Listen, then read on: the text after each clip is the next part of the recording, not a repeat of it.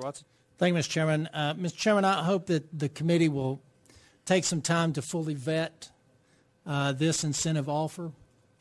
I want the Tennessee taxpayers and their representatives here in Nashville to fully understand the proposal.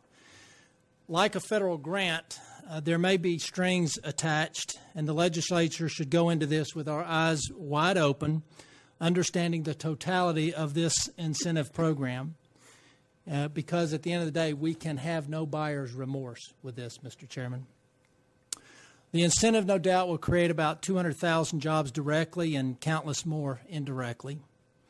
It will give Southeast Tennessee a big foothold in the automotive industry, particularly in research and development, and it will allow the development of a new line of Volkswagen vehicles, particularly the SUV. However, Mr. Chairman and committee members, VW is a magnet for organized labor. Intentionally. It is this aspect that, Mr. Chairman, I would like to briefly explore with the committee and with the representatives here of Volkswagen as well as ECD. I believe the committee and this legislature should know and understand exactly what Volkswagen's position is on this issue, both here and in Germany. Mr. Chairman, as you know, the United Auto Workers lost an election at VW in 2014. Disturbingly to me, Mr. Chairman, after that election are quotes that are attributed to a Mr. Potta who sits on the VW board in Germany. And members of the committee, I'm going to quote from an article that was published in Chattanooga. And the article read, Potta says the international focus of the Works Council is a model that can only help U.S. workers. And that's why it's so important the union vote in Chattanooga be won. And it will. We did not lose the fight, said Potta. I promise you we will go on. Our dream is stronger than the resistance of our enemies. He goes on further to say, we will only rest once our colleagues in Tennessee have the UAW and co-determination. Our Volkswagen Works Council model will spread to the entire South and hopefully far beyond Tennessee and throughout the United States. This is our dream, and our vision is well worth fighting for.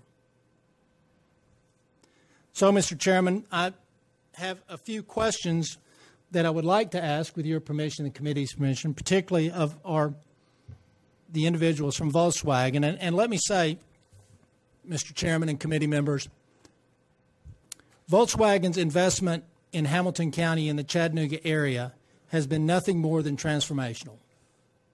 There is no doubt about that. Our city, our county, the surrounding counties have been incredibly impacted, mostly for the positive.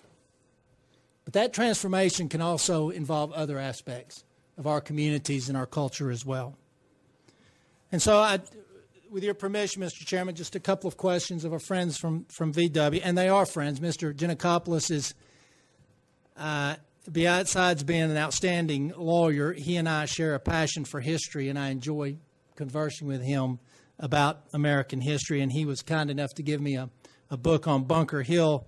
Since I can't really talk much about the Revolutionary War and he can't talk a whole lot about the Civil War, we swap back and forth and who knows the most about American history.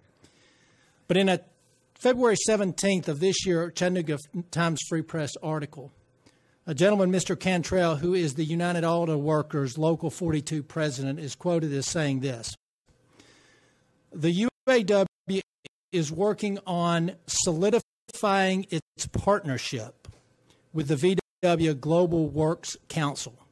And my question is, do you consider VW to have a partnership with the United Auto Workers? Thank you, Senator, and members of the committee. I think it's important to talk about what we mean when we say VW, Volkswagen. And earlier you read quotes from Mr. Frank Potta that I don't need to repeat.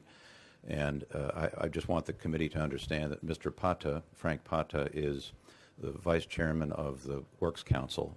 The Works Council at Volkswagen is an independent organization. It is an elected organization from among the workforce, and it is a body that is established by law in Germany. So it doesn't reflect the views of the management of the company. It rather reflects the views of the Works Council itself, that elected representative body within the company. And in terms of cooperation or some partnership with the UAW, I think it's best just to talk about what the facts are. I don't really want to get into how Mr. Cantrell described it, but what Volkswagen knows that there's a lot of interest on the part of labor organizations in what takes place at our factory. We believe it's a question for our employees to decide, and we actually have established a new policy in the company that allows us to have conversations with any labor organization that has support from our workforce.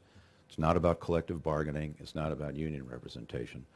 But you've read we have a new policy called our Community Organization Engagement Policy. And we now have two organizations, the UAW and a new organization called American Council of Employees, or ACE, both of which are involved in having meetings with the company to exchange ideas. And that's the extent of it. We have this obligation to be engaged with our employees and with groups that represent them, and it's embodied in this new policy, which is open and transparent. Thank you.